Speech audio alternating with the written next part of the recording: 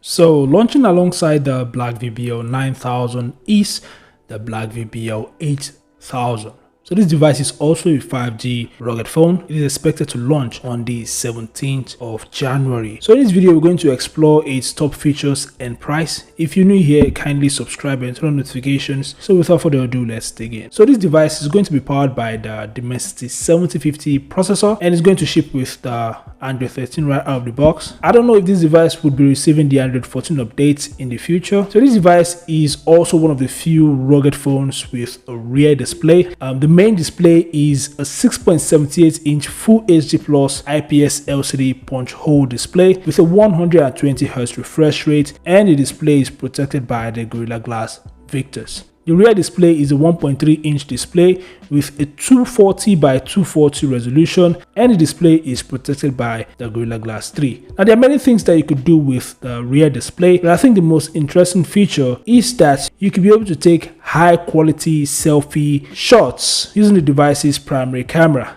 And speaking of cameras, the device features a triple rear camera setup consisting of a 50MP primary sensor. It is a Samsung GN5 sensor, followed by an 8MP ultra-wide and a 2MP depth sensor. The device's punch hole houses a 16MP front-facing camera for selfies and video calls. So this device packs a huge 8800 mAh battery with 33 watts fast charging support. The device utilizes 12GB RAM. It has 512GB internal storage.